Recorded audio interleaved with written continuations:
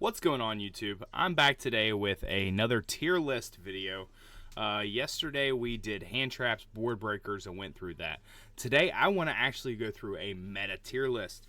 Going through YCS Raleigh, I know that this list of decks is pretty good. Now there are a couple on here that's going to be new. We're going to talk about some Yubel. We're going to talk about Tempai. We're even going to talk about Lightsworn. I just want to throw these out here. I know this is a couple decks that a lot of people are going to be playing after this weekend because it becomes legal tomorrow. Well, technically I'm recording this Thursday night, so it becomes legal today on Friday. But I really want to go through this and just talk about some things. So obviously I want to start with the best decks from YCS Raleigh, and then I'm going to start my deck. Best decks from YCS Raleigh. We're going to start with Fire King Snake Eye. Obviously, this just shows Fire King Ponix. However, this is with any Snake Eye. I am going to put it at the best decks. I think Fire King Snake Eye is very, very good. I think Fire King Snake Eye is probably realistically about the third best deck of the format. It's very versatile, but when you start talking about one Cosmic Cyclone or one MST or loses to evenly, it's not as good as some other stuff. Next is Pure Snake Eye. I have Pure Snake Eye better than Fire King. They're getting new support. They're getting like the what is it? It's Snake Eye Diabell Star. Snake Eye Diabell Star. Essentially that clears a monster and then you get to resummon it. So this, I still feel like Pure Snake Eye is the best deck. I hate it personally. I think it should have got hit harder. However, I think Pure Snake Eye is still the best deck. I actually have Voiceless above the Fire King Snake Eye version. So Voiceless is getting new support. Voiceless is going to be very, very good. It's going to have, I think, 2 Omni Negates now with Skull Guardian as well as Recursion. Voiceless is just very good. I think it's better than the Fire King because Fire King can be a little fragile. Sometimes a single hand trap can kill this deck. But definitely multiple hand traps can kill this deck. Castia. I have Castia as probably one of the top next best options. Castia is very good. Castia rips from your opponent's extra deck, has constant interruption on board, locks zones, banishes cards from your opponent's deck. I think Castia is very versatile. I have a friend at work actually playing Castia, and the way he has it built is very similar to the top 32 or top 16 list from YCS Raleigh. We might be doing a profile on that pretty soon. He actually, through 9 rounds, never bricked. He opened playable every time. Now, I mean, there was some mistakes made. He didn't top. However, he opened playable every time. Next, I've got Runic, and this is specifically Runic Stun. I think Runic Stun is very, very good. I think Runic Stun is a great combat to all of these decks up here at top. I'm leaning that it's a little better than Fire King, but I can't do that personally. I've never played these decks, but I know that they're just that good. Recursion is insane. If Runic Stun goes first, it could be the best deck in the meta. However, I'm putting it under the Castia for the next best option. I think it loses to Castia. We actually had a match today, and Castia is just a little better. It's got so much more versatility, 1-card starters, but it really depends on the stun version. With Sprite, to me, it's Rogue now. I love Sprite. I think the deck plays amazing. I think it plays amazing into all of these different decks also, but I don't think it's quite tier 2. What I'm doing here for tier 2 is going to be like decks that could compete, that either need a little bit more support, a great pilot, or a great deck list. But I've got Sprite and Rogue right now. Yubel, I think it's also Rogue. It is definitely getting new support and could go up to that tier 2. I think overall Yubel is probably tier 2. So I'll just leave it there. Yubel is very good. It's got 1-card recursion. It's getting Field Spell with Throne. The Yubel cards are just good. I mean, I'm not even going to lie. However, Tempai, I think, is better. Tempai needs more work. What I mean by that is, like, it's a new deck. We've got to sort out a deck list. You've got to be a good pilot. You have to understand the effects. You have to understand what to do, what not to do. I think Tempai is probably eventually going to be up here. However, right now I have it in the tier 2 options. Being tier 2, it's going to be played. It's going to be well represented in Top Cut at some events. The way I look at that, if there's 16 decks in Top Cut, you're going to have like more than half of them be this. The quarter to 40% be this, and then some tier 2 and Rogue. Copium is just it's not going to make it. It may in a stray small event, however, it's just not going to be there. Next, I got Manium, and that's where I'm going to put it. I think Manium is not dead, but Manium is crippled. You have no more Savage. You have no more Baron Negate. Without opening a Negate in Baron or in Manium, you lose to Droll very much so. I think this deck is not dead again. That's not what I'm saying. This deck is very difficult to play, very difficult to pilot, especially going into boards right now. Next, I've got Plunder Patrol Runic. I think this deck is actually very good. This is something I've considered playing. I think it is like right here. I do think it's better than Tempai. I think it's better than Yubel, but I don't think it's as good as Runic Stun, and I don't think it's as good as Castia, but I think it's better than these two options, just because these two options need some more work. Plunder Patrol Runic finished top 16 at YCS Raleigh. Shout out to Mr. Haddad. He played the deck amazing. I talked to him a little bit on Saturday evening and then saw him again on Sunday. Very short conversation, but this deck is very good. I have his profile. Plunder Patrol just has so many one-card combos, and so does Runic. Like, when you open both, the deck is like up here. But when you don't, the deck's more tier 2. Lab, I think Lab is not as good as Castia, but better than Runic Stun. So the way that Lab plays, you can put things like Witch's Strike, which is huge against Voiceless.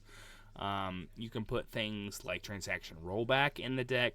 I think it ends up being better than Runic Stun, but I don't have it like tier 0.5, tier 0, nothing like that. This is tier 1 to me, tier 1.5, tier 2, 2.5, and just don't play. Flu, I don't think it's as good as Runic Stun.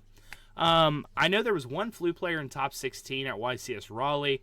I just don't see the deck being as good, especially against some of these other decks, with some trap decks coming back into the format, with Evenly being huge in the format. I just don't see Flu being top 5 decks. I just don't see it. Right now, I've got the top 5 decks as Pure Snake Eye, Voiceless, Fire King, Castia, and Lab. And then these right here are going to be my honorable mentions. Next, I've got Tier Limits. Hate the deck. I actually hate this deck more than I hate Fire King Snake Eye, and I wish I could put it here. However, Trap Tier is insane. Trap Tier, I put above Plunder Patrol Runic. Trap Tier plays so many cards. It plays Needlebug Nest. It plays some cards that can clear your field from an Ibly. This deck played against me at YCS Raleigh round 1. I was not prepared for it, and the deck was very nice, just being honest. I just have it in the tier 2. I probably think, not going to foreshadow anything here, but I think tier 2 and Rogue are going to be my 2 biggest categories. Moye, so that means Sword Soul. Sword Soul, I think, is very rogue, and I don't think it's as good as Sprite. I'm just being honest here. You did lose the Baron Negate. Now you have to play into like Xiaofeng. You do have a Protos. I just still don't think it's as good as the Baron Negate by 5. Baron Negate by 5 made this deck insane. Well, not insane. It wasn't tier 1, but would have probably still been tier 2. If it had Baron, this deck would have been like right here. But with no Baron, I have it below Sprite and Rogue. I can still put up, depending on the Sprite build that I play, I can still put it up in Omni. These guys have to really work for it. Dinos, it's Copium. It's not as good as Manium. Dinos could be good. You're going to have a lot of people playing it. I think it could be the very bottom of Rogue, but I just don't see Dinos being a very playable deck for this format. I have Heroes. I'm just going to quietly put Heroes like right there. 3 Malicious is huge. 3 Malicious is huge. Heroes is a very good deck. I think it has a 1-card recursion. I think it has a combo that can lock you out as well as a DPE on field. This deck is good. I have it above Yubel. I don't think it's as good as Tempai. Depending on the build, it could be like right here. I definitely don't think it's as good as Trap Tier overall. But Heroes is very good.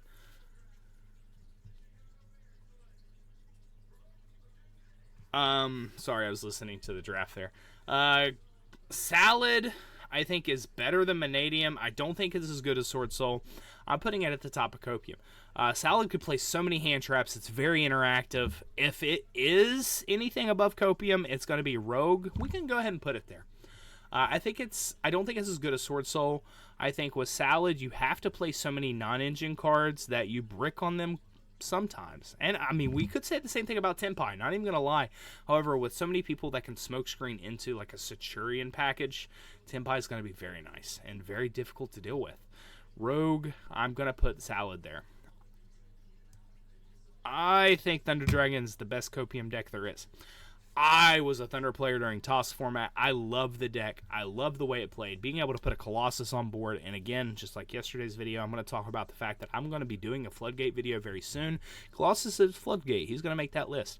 Being able to put a Colossus on board is okay, but we have so many different ways to deal with it. We have Imperm. We have Forbidden Droplet. We've got Evenly. If they keep it, whoop-de-doo, we can play around it. I'm just being honest here.